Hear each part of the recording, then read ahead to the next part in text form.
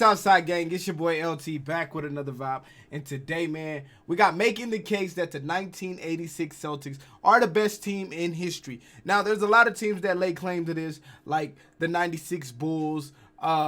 We've got Kobe Bryant's Lakers. We've also got Magic Johnson's Lakers.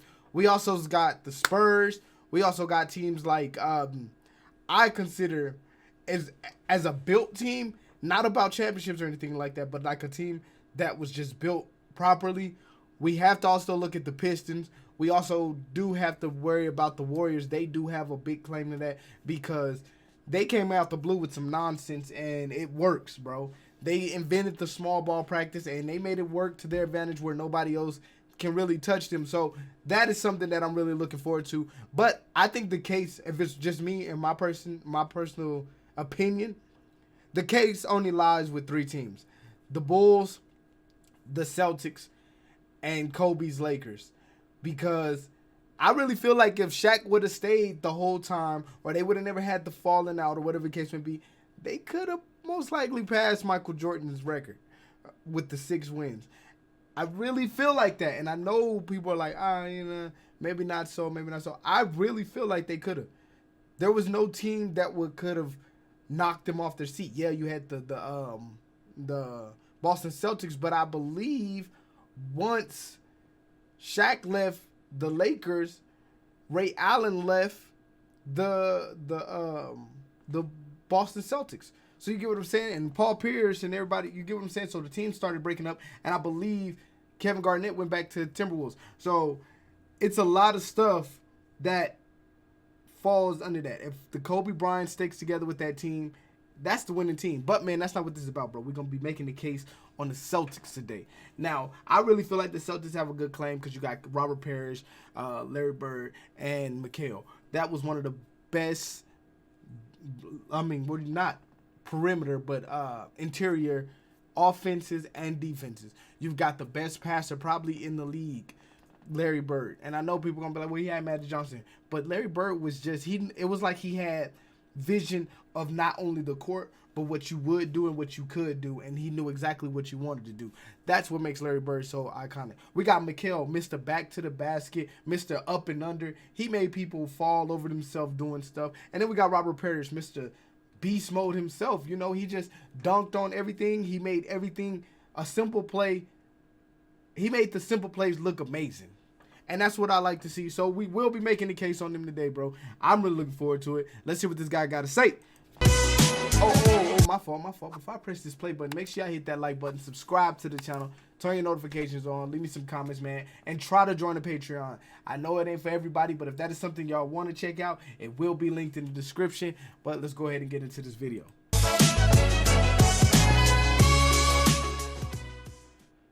Some quick background. In the 1985 NBA Finals, the Los Parish, Kevin Mchale, and their 15-3, 7-15 record, 67 wins on their way to raising the franchise's 16th championship banner. Their 67-15 record stands as the best record in Celtics history, and their 15-3 playoff record serves as a testament to their aptitude on both ends of the court. They trotted out the original Big Three of Robert Parish, Kevin Mchale, and the immortal Larry Bird, a dynamic backcourt of Dennis Johnson and Danny Ainge, and boasted a talented bench anchored by former league MVP Bill Walton. Now, before we go any further, I want to reach out to some of you out there. Some of you might be a little jaded about this team, and that's because some of the most prominent and influential figures in sports media were around for and swear by this team. Your Bill Simmons, your Jackie McMullins, your Bob Bryans, they all have a connection to this squad in some way or another, so the discourse around the 86 Celtics has always had a certain amount of Boston-centric bias. I want you to know that I have no such bias. I was born and raised in Kansas. I don't give a shit about Boston. Dunkin' Donuts can go to hell as far as I'm concerned. And I'm here to tell you that just because those writers were a little bit biased doesn't mean that they're wrong. With that said, where else do we start with the 86 Celtics than with Larry Bird? 1986 saw Bird take home his third straight MVP, joining the historic company of just Wilt Chamberlain and Bill Russell. Never before had a forward submitted a better season than Bird's 7th campaign. He slapped up a 26, 10-7 and was decimal points away from submitting a 50, 40, 90 season. The man had a superlative basketball IQ and remains, for my money, the clutchest player to ever put leather through nylon. Wow. He had a blend of all-around skills that began garnering him GOAT talk from people like Bob Cousy and Jerry West. His tenacity on the boards defied his 6'9" frame. His creativity was tantamount to Tesla, and his infectious passing gave the team an identity that remains as impressive and timeless now, some 35 years later, as it was back then. He finished the season ranked 7th in rebounds, 4th in points, 13th in assists, 8th in steals, and 2nd in minutes played. So elevated was his level of play that he admitted to getting bored in games and looking for ways to entertain himself, like taking increasingly ridiculous shots or playing portions of games. Why did I just hear Larry Bird in my head like, man, this ain't fun no more. Y'all mind if I shoot left-handed the whole end of this half? Y'all mind if I, only shoot 40-footers? I'm kind of bored out here. Can I go ahead and, only pass for a little bit? Because let's get this over with. I want to go home. Like, you got to think about that. At the other forward spot was Kevin Mchale. After back-to-back 6th Man of the Year awards as a super sub, 86 was Mchale's first season as a starter, and he immediately began producing at an all-NBA level. With his 6'10" height and unsettlingly long limbs, Mchale earned a reputation as one of the great two-way players in the league. Good block. Defensively, he was mobile and springy enough to move with quicker swingmen, while being long and strong enough to contest interior scorers. Ooh. Offensively, there's a reason that Olajuwon and Mchale are the two names that get mentioned whenever someone talks about post players. Opponents trapped in Mchale's torture chamber were subjected to an array of moves that left them confounded, wondering where on earth the man went and how the hell he'd gotten there. You never knew what he was going to throw at you. He'd combine fakes into an up and under, pivot into an uncontestable fallaway, or whatever else struck his fancy. See, look at that. It's still striking to see him twist and wind through defenders with his moves the same way Kyrie Irving splits defenders with his handle. Averaging 21 points and 8 rebounds a game on an otherworldly 57% field goal percentage, Mchale was a luxury for Boston. He would take on the toughest defensive assignment, allowing Bird to roam, and scored with enough efficiency and volume that his counterpart never had to carry the full offensive burden. But you also had rounding out Parish. The big three was the man in the middle, the chief, Robert Parish. As the unsung hero of the team, Parish doesn't get talked about nearly as much as Bird and Mchale, but make no mistake, the chief was dangerous. Keeping in mind that these stats don't include Bill Russell because of a lack of recorded statistics, Parish is still the Celtics' all-time leader in offensive rebounds, defensive rebounds, blocks, and is still the NBA's leader in games played. For real? You could rely on Chief for 16 and 10 with Duncan-esque consistency. The man was always in shape and feasted on opposing defenses simply by outrunning them. God only knows how many points he scored because he hustled his way down the court, setting up easy outlet passes. He shot well from the field, was a good free throw shooter, had a reliable... Robert Parish is like what? 6'8", 6'9". No, I think he's taller than that because Larry's like 6'9", right? So I would probably put him at like 6'11", almost 7 foot, and he outrunning people, getting back down court for the easy bucket. Jumper, come on, defended, rebounded, set Steven Adams-like picks, and did all the little things. Look at that. There wasn't a ton of room for heroics on such a loaded roster, so you couldn't count on Parish jumping out at you with a 39-point game, but he embraced being the third option the same way Scottie Pippen embraced being the second. Never forget that Robert Parish held his own in the age of giants against Ralph Sampson, Olajuwon, Kareem, Moses, Ewing, and the rest of them. That's a good shot. At point guard was Dennis Johnson, one of the most underrated players ever. That's a video for another time, though. For the Celtics, DJ fulfilled his role as the best defensive guard of his era. Good block. With 9 straight all-defensive selections from 79 to 87, only Kobe made more all-defensive teams. I just saw that. That was some amazing defense. Whoa, did y'all see that? Watch how he mirrors the ball with his hand. You know how hard that is?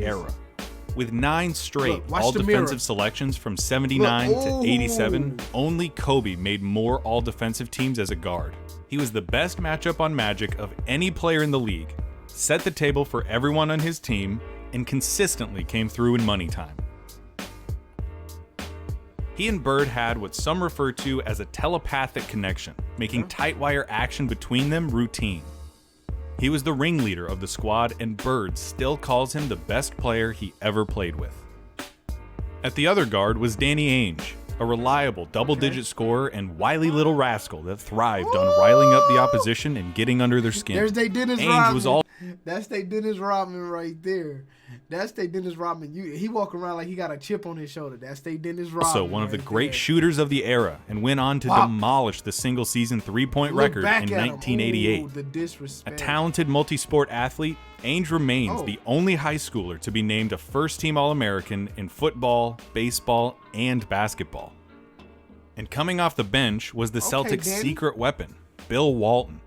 Drafted first overall by the Portland Trailblazers in 1974, Walton had a transcendent stretch of basketball in the late 70s, guiding the Blazers to the NBA championship in 77 and winning league MVP in 78. Injuries derailed his career at the end of his 78 season though, and he played in just 14 games over the next 4 seasons. By 86, Walton was a liability and a shell of the player he once was. Looking for redemption and one more chance to be a part of something special, he called Red Auerbach to see if the Celtics would be interested in trading for him. The deal went through, though health still remained the biggest question on everyone's mind. Could his body withstand the grueling championship campaign these Celtics were setting out on?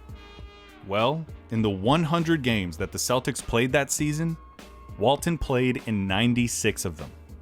He won the 6th Man of the Year award thanks to his size, smarts, rebounding ability, and defensive instincts.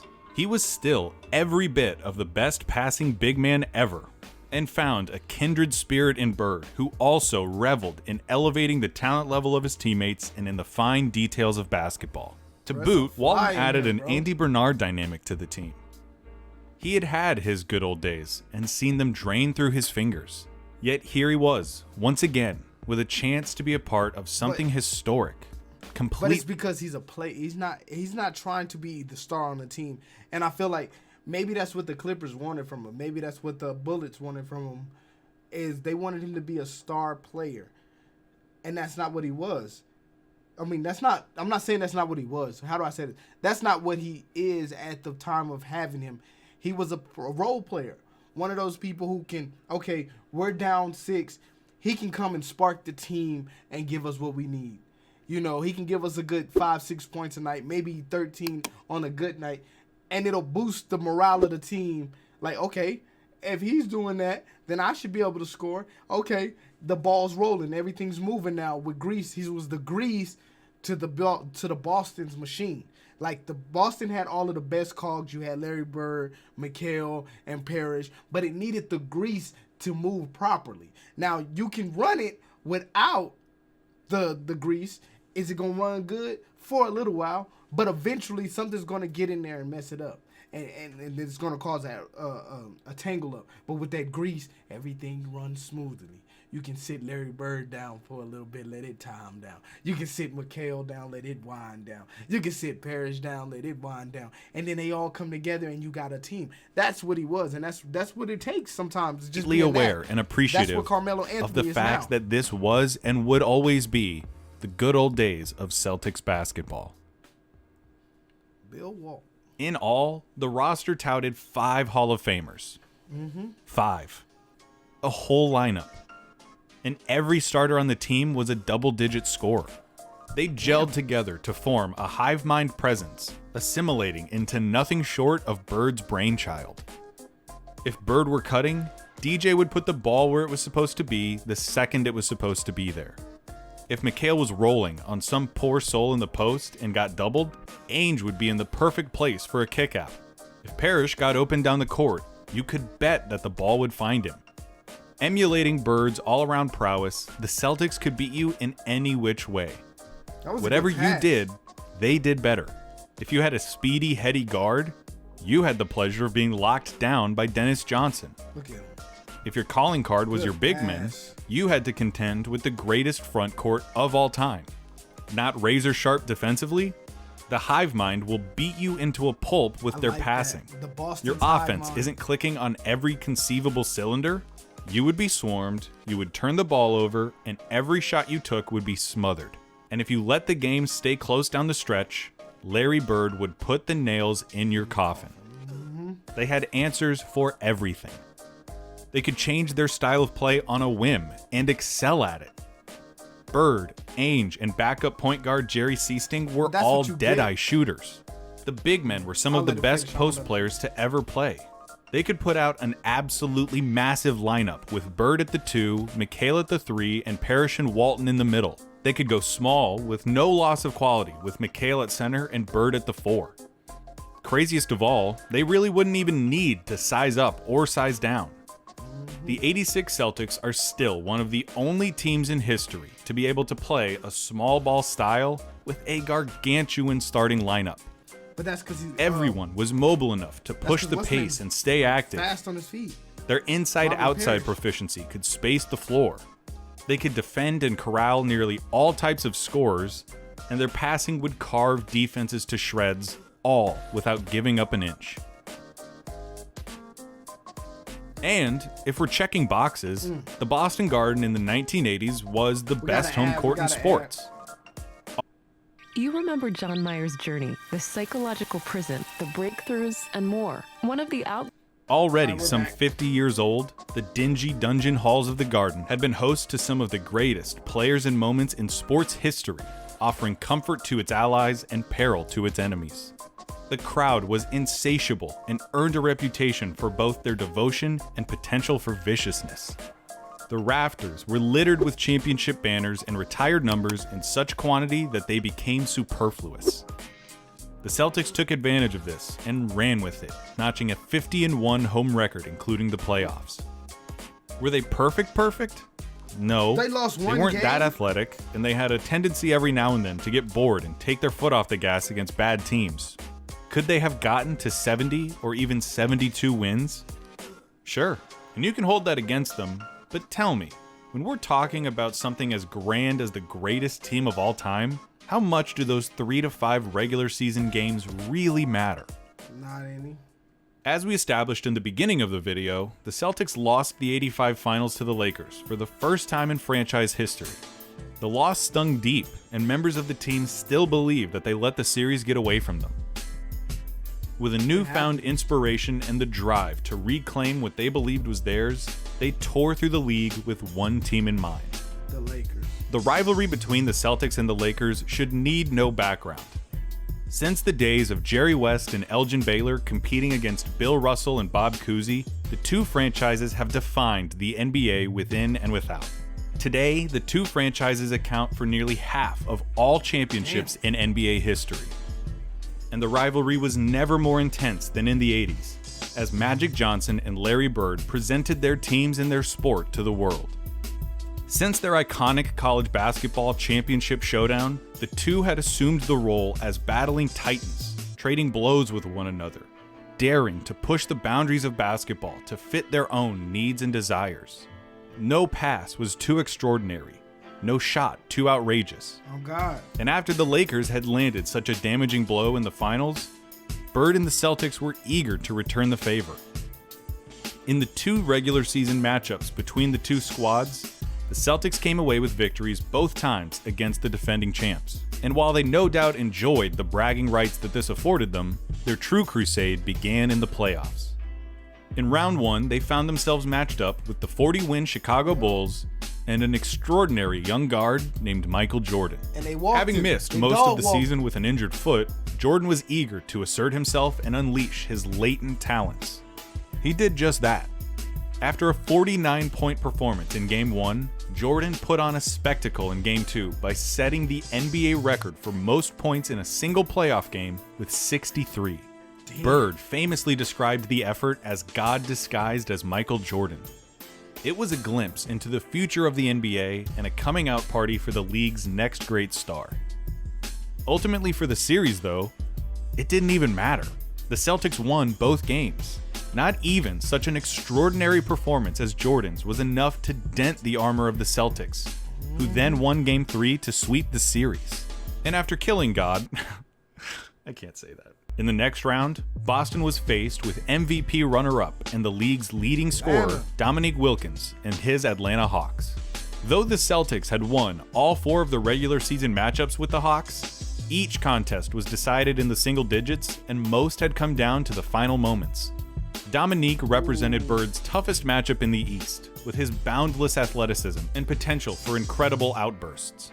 The Celtics succeeded in containing him for the most part though, putting up walls to the lane and closing out on his jump shots. That's a good pass. Though they were competitive through the first 3 games, the Hawks were at the mercy of the Celtics and found themselves down 3-0. With Game 4 in Atlanta and a series victory for Boston all but certain, Wilkins and backup point guard Spud Webb caught the Celtics with their foot off the gas, combining for 58 points and denying them a 4-game sweep. Back in Beantown for Game 5, Bird and company took the opportunity to remind the Hawks, themselves, and the league that this was their year.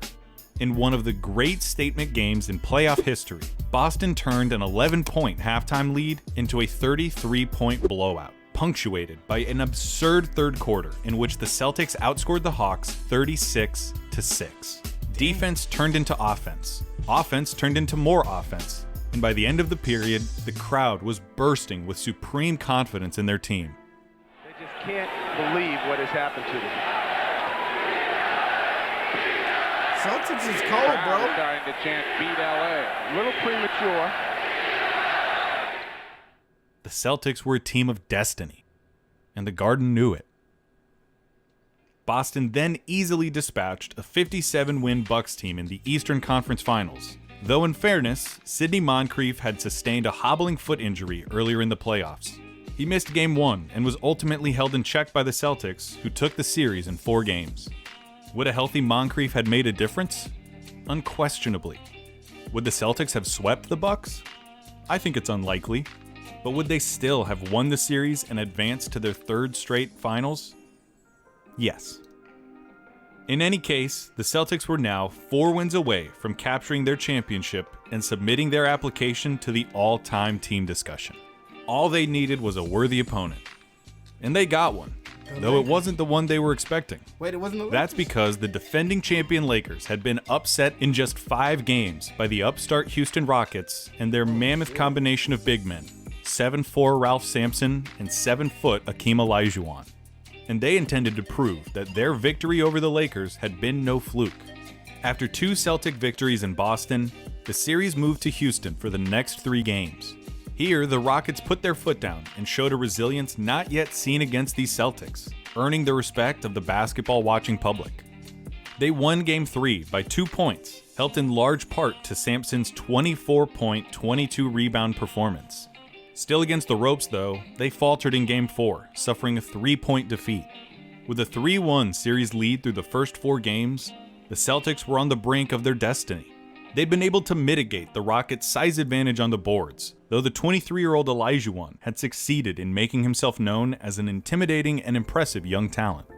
With Boston looking to close out their season with a championship in Game 5, Olajuwon played an inspired game with 34 points, 14 rebounds, and 8 blocks. The Rockets won and ensured that no championship would be hoisted on Houston's home floor, but not before damning their championship chances. Just into the second quarter of the game, Sampson had gotten a mismatch on 6'1" Jerry Seasting. After some pushing and jostling for position, Sampson turned around and delivered 2 quick, heavy blows to Seasting, igniting a bench-clearing altercation. Sampson was subsequently ejected from the game, though Olajuwon did carry the Rockets to a victory and forced a trip back to Boston. The Celtics were pissed. They were pissed that they'd let that game get away from them. They were pissed that they'd let Houston keep the series alive. And they were pissed that Sampson had squared off against a player over whom he had a 15-inch height advantage.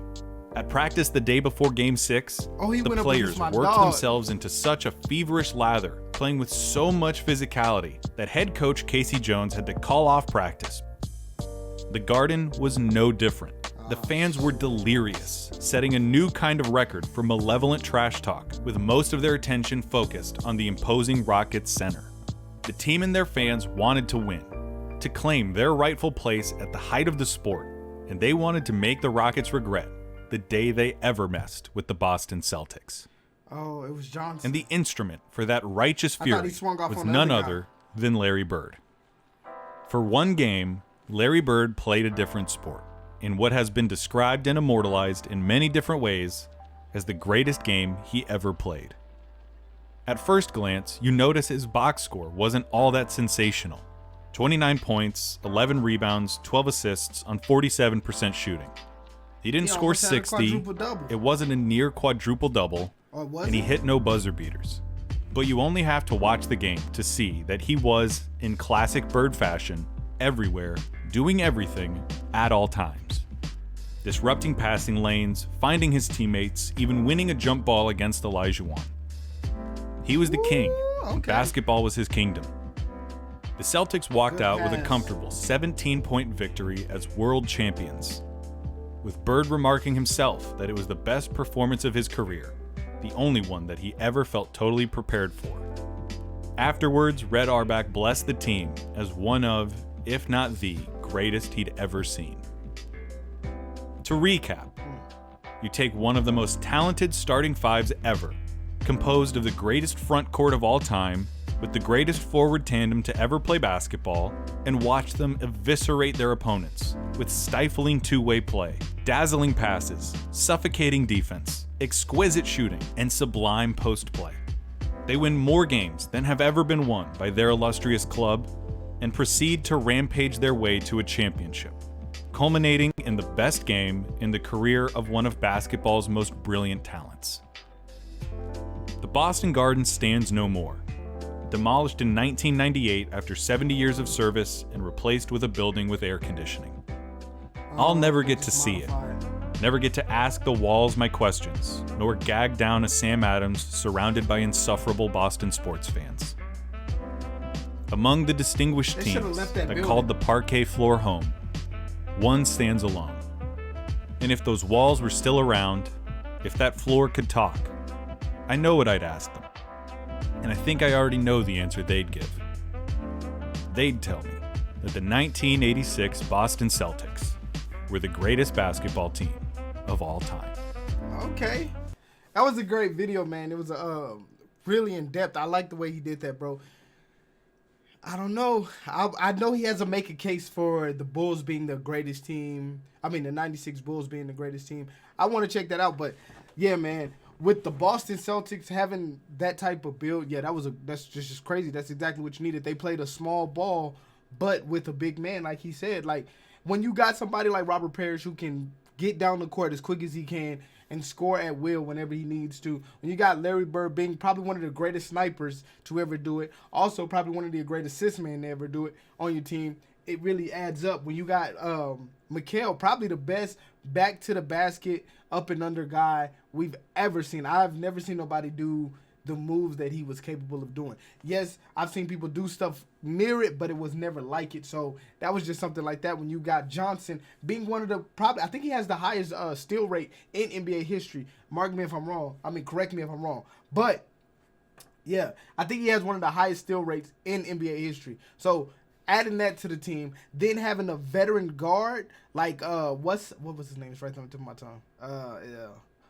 Bill Walton.